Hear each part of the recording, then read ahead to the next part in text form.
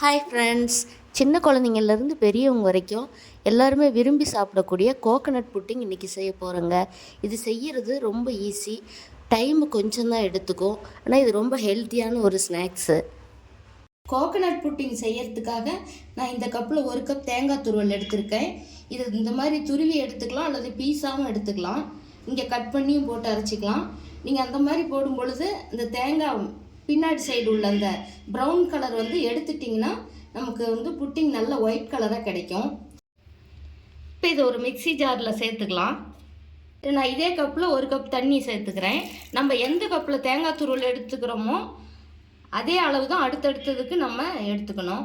இதோட வாசனைக்கு 4 ஏலக்காய் சேர்த்துக்கிறேன். இப்போ இது நல்லா அரைச்சி எடுத்துக்கலாம். இப்போ அரைச்சி எடுத்தாச்சு, இதை வடிகட்டிக்கலாம்.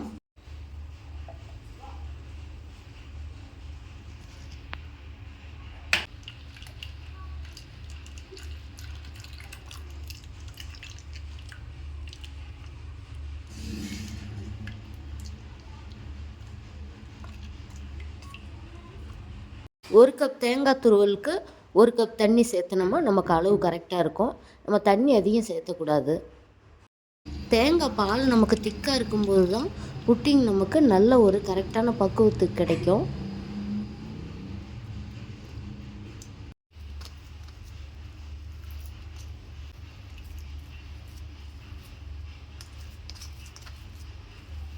இந்த அளவுக்கு வடிகட்டி எடுத்தாச்சு. இப்போ இந்த பால் எடுத்ததில் 1/4 கப் அளவுக்கு நம்ம கார்ன்ஃப்ளவர் கலக்கிறதுக்காக எடுத்து வச்சுக்கலாம். இப்போ எந்த கப்பில் நம்ம தேங்காய் துருவல் எடுத்தோமோ அதே கப்பில் 1 கப் தேங்காய் துருவல் எடுத்தோம், அதுக்கு 1/2 கப்பு சர்க்கரை சேர்த்துக்கலாம். இது அளவு சரியாக இருக்கும் நமக்கு இனிப்பு. இதில் நம்ம தேங்காய் துருவல் எடுத்த கப்புலேயே ஒரு 1/4 கப் அளவுக்கு கார்ன்ஃப்ளவர் சேர்த்துக்கலாம். நான் இந்த ஸ்பூனில் 2 ஸ்பூன் சேர்த்துறேன். அது 1/4 கப் அளவுக்கு இருக்கும். நம்ம ரொம்ப அதிகமாகவும் கார்ன்ஃப்ளவர் சேர்த்தக்கூடாது, ரொம்ப குறைவாகவும் சேர்த்தக்கூடாது. இந்த 1 கப்புக்கு 1/4 கப் அளவுக்கு நம்ம சேர்த்தனோமா நமக்கு புட்டிங் கரெக்டாக வரும்.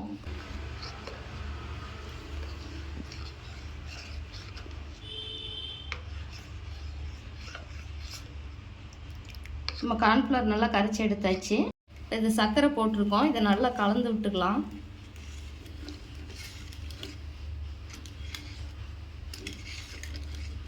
ஒரு பிஞ்ச் அளவுக்கு உப்பு சேர்த்துக்கலாம்.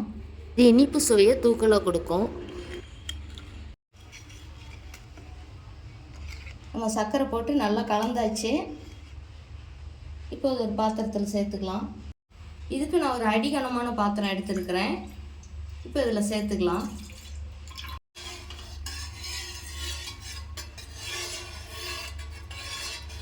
இப்போ இதை அடுப்பை சன்னமாகவே வச்சுக்கிட்டு நம்ம நல்லா கலந்து விட்டுக்கலாம். இது ரொம்பவே குயிக்காக ரெடி ஆகிடுங்க. வச்சு ஒரு 2லேருந்து 3 நிமிஷம் தாங்க ஆகுது. பாருங்கள், நமக்கு லேசாக திக்கான பதத்துக்கு வருது. அது பொங்கி வர்ற மாதிரி வருது பாருங்கள். இந்த சமயத்துக்கு நம்ம கரைச்சி வச்சுருக்கிற கார்ன்ஃப்ளவரை இதோடு சேர்த்துக்கலாம். சேர்த்தும் பொழுது நம்ம கலந்து விட்டுக்கிட்டே சேர்த்திக்கணும், இல்லை அப்படின்னா நமக்கு கட்டி விழுந்துடும்.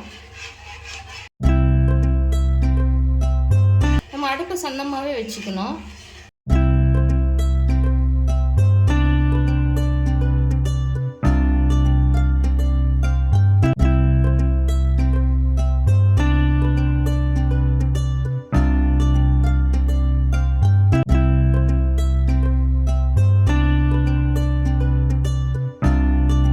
பாருங்கள், திக்காயிடுச்சு.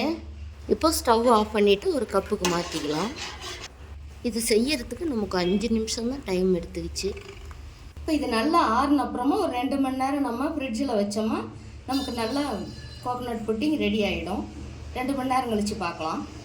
இது நல்லா ஆறின பிறகு நான் ஃப்ரீசரில் 2 மணி நேரம் வச்சு எடுத்திருக்கேன். இப்போ பாருங்கள், சூப்பராக கோகனட் புட்டிங் ரெடி ஆகிருக்கு. இது எல்லாருக்குமே, சின்ன குழந்தைங்கள்லேருந்து பெரியவங்க வரைக்கும் எல்லாருமே விரும்பி சாப்பிடக்கூடியதுங்க. இது பல்லு இல்லாதவங்க கூட இதை நல்லா சாப்பிட்லாம். இதே போலவே நீங்களும் செஞ்சு பாருங்கள். நான் சொன்ன அளவுகளை ஃபாலோ பண்ணி நீங்களும் இதே போலவே கோகனட் புட்டிங் செஞ்சு பாருங்கள். செஞ்சு பார்த்துட்டு உங்களுடைய கருத்துக்களை கமெண்ட் பாக்ஸில் சொல்லுங்கள். இந்த வீடியோ பிடிச்சிருந்தால் லைக் பண்ணி நிறைய பேருக்கு ஷேர் பண்ணுங்கள்.